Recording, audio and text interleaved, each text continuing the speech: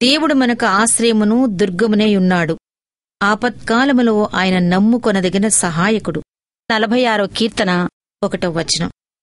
దేవుడు నాకు కాస్త ముందుగా సహాయం చేసి ఉండవచ్చు కదా అని ప్రశ్నిస్తూ ఉంటాం. కాని ఆయన పద్ధతి అది కాదు. నీ బాధలకు నువ్వు అలవాటు పడి వాటి ద్వారా నేర్చుకోవలసిన పాఠాన్ని నేర్చుకున్న తర్వాతే నిన్ను విడిపిస్తాడు. ఆపదలో నేను సహాయం చేస్తాను, అతన్ని విడిపిస్తాను అన్నదే ఆయన వాగ్దానం. నీ ఆపదలో ఆయన పగలు రాత్రంతా నీతో ఉంటాడు. ఆ తరువాత నిన్ను దానిలో నుండి బయటకు నడిపిస్తాడు. నువ్వు అసహనంగా అశాంతిగా ఉన్నంతకాలం ఇది జరగదు. నిమ్మళించి శాంతంగా అయినప్పుడు ఆ బాధలను ఆయన చాలిస్తాడు. చాలా విలువైన పాఠాలను ఆయన ఆపదల ద్వారా నేర్పిస్తాడు. అవి మనలను జ్ఞానవంతులు చేయటానికి ఉపయోగపడతాయి. ఆయన కార్యం నెరవేరినప్పుడు గొప్ప ప్రతిఫలం దాని ద్వారా మనకు కలుగుతుంది.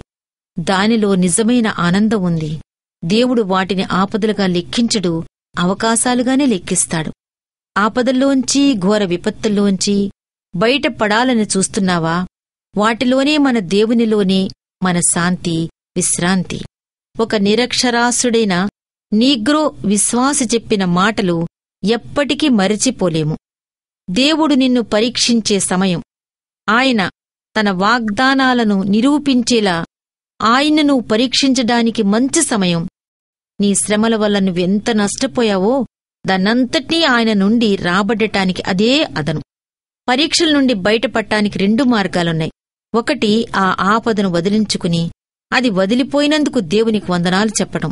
రెండోది, ఆ ఆపద దేవుని నుండి వచ్చిన సవాలేనని గుర్తించి దాని ద్వారా ఇంతకు ముందెన్నడూ పొందని పెద్ద ఆశీర్వాదం పొందటం. దేవుని కృపను పొందటానికి వచ్చిన ఈ అవకాశం గురించి ఆనందించటం.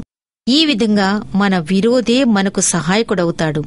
మనకు వ్యతిరేకంగా అనిపించిన విషయాలు మన మార్గానికి అనుకూలమైనవి అవుతాయి. మనలను ప్రేమించే దేవుని ద్వారా మనం అత్యధిక విజయాన్ని పొందగలం.